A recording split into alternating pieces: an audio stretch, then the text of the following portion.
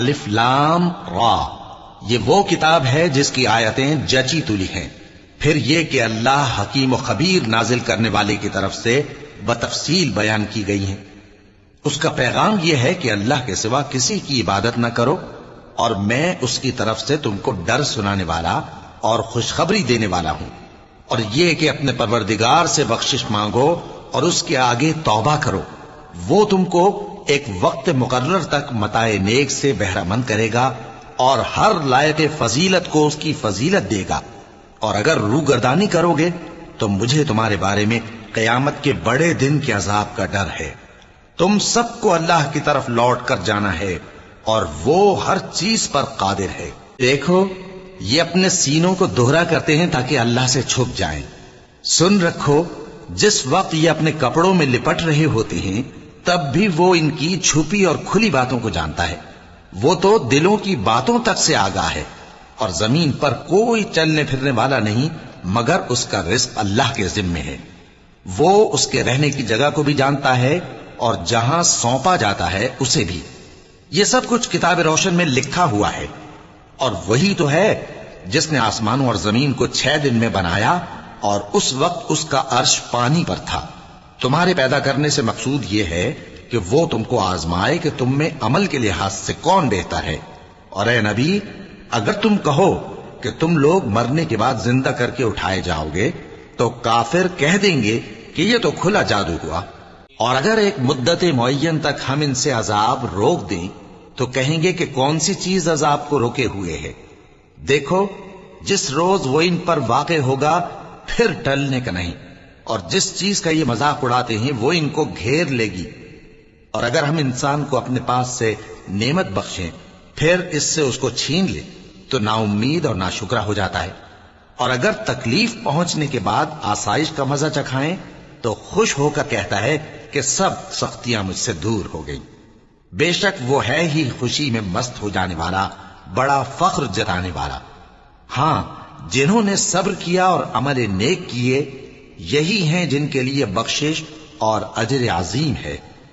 تو شاید تم کچھ چیز وہی میں سے جو تمہارے پاس آتی ہے چھوڑ دو اور اس خیال سے تمہارا دل تنگ ہو کہ کافر یہ کہنے لگیں کہ اس پر کوئی خزانہ کیوں نہیں نازل ہوا یا اس کے ساتھ کوئی فرشتہ کیوں نہیں آیا. اے نبی تم تو صرف نصیحت کرنے والے ہو اور اللہ ہر چیز کا نگہبان ہے. کیا یہ لوگ کہتے ہیں کہ اس نے قرآن از خود بنا لیا ہے؟ کہہ دو کہ اگر سچے ہو تو تم بھی ایسی 10 صورتیں بنا لاؤ اور اللہ کے سوا جس جس کو بلا سکتے ہو بلا بھی لو. بس اگر وہ تمہاری بات قبول نہ کریں تو جان لو کہ یہ قرآن اللہ کے علم سے اترا ہے اور یہ کہ اس کے سوا کوئی معبود نہیں. تو کیا تم لوگ اسلام لاتے ہو؟ جو لوگ دنیا کی زندگی اور اس کی زیب و زینت کے طالب ہوں ہم ان کے اعمال کا بدلہ انہیں دنیا ہی میں دے دیتے ہیں اور اس میں ان کی حق تلفی نہیں کی جاتی. یہ وہ لوگ ہیں جن کے لیے آخرت میں آتش جہنم کے سوا اور کچھ نہیں، اور جو عمل انہوں نے دنیا میں کیے سب برباد اور جو کچھ یہ کرتے رہے سب ضائع ہوا. بھلا جو لوگ اپنے پروردگار کی طرف سے دلیل روشن رکھتے ہوں اور ان کے ساتھ ایک آسمانی گواہ بھی اس کی جانب سے ہو اور اس سے پہلے موسیٰ کی کتاب ہو جو پیشوا اور رحمت ہے، تو کیا وہ قرآن پر ایمان نہیں لائیں گے؟ یہی لوگ تو اس پر ایمان لاتے ہیں، اور جو کوئی اور فرقوں میں سے اس سے منکر ہو تو اس کا ٹھکانہ آگ ہے. تو تم اس قرآن سے شک میں نہ ہونا، یہ تمہارے پروردگار کی طرف سے حق ہے، لیکن اکثر لوگ ایمان نہیں لاتے. اور اس سے بڑھ کر ظالم کون ہوگا جو اللہ پر جھوٹ باندھے؟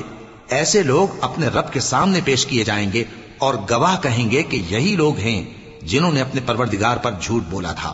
سن رکھو کہ ظالموں پر اللہ کی لعنت ہے، جو اللہ کے رستے سے روکتے اور اس میں کجی چاہتی ہیں اور وہ آخرت کا بھی انکار کرتے ہیں.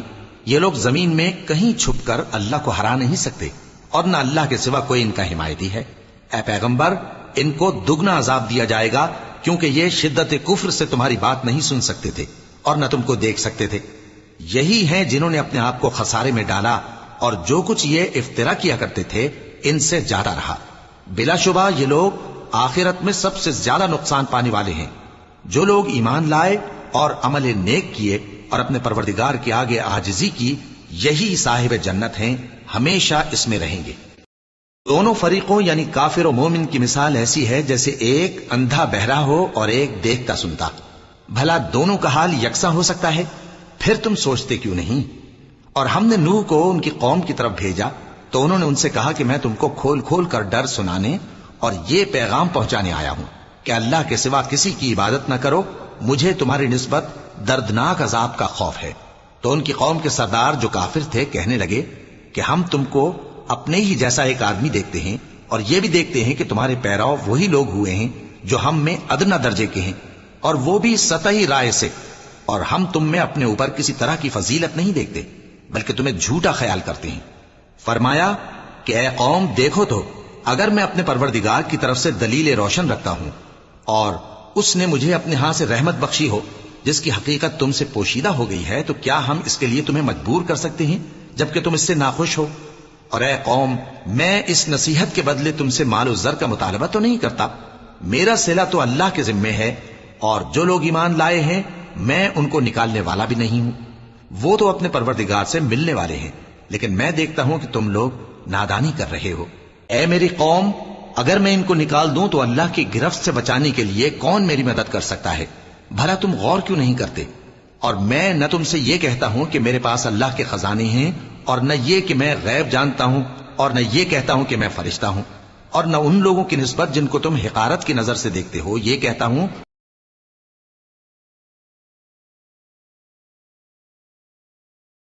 اسے اللہ خوب جانتا ہے۔ اگر میں ایسا کہوں تو بے انصافوں میں ہو جاؤں۔ انہوں نے کہا کہ نوح، تم نے ہم سے جھگڑا تو کیا اور جھگڑا بھی بہت کیا، اب اگر تم سچے ہو تو جس چیز سے ہمیں ڈراتے ہو وہ ہم پر لا نازل کرو۔ نوح نے کہا کہ اس عذاب کو تو اللہ ہی چاہے گا تو نازل کرے گا، اور تم اللہ کو کسی طرح ہرا نہیں سکتے، اور اگر میں یہ چاہوں کہ تمہاری خیر خواہی کروں اور اللہ یہ چاہے کہ تمہیں گمراہ رہنے دے تو میری خیر خواہی تم کو کچھ فائدہ نہیں دے سکتی۔ وہی تمہارا پروردگار ہے اور تمہیں اسی کی طرف لوٹ کر جانا ہے۔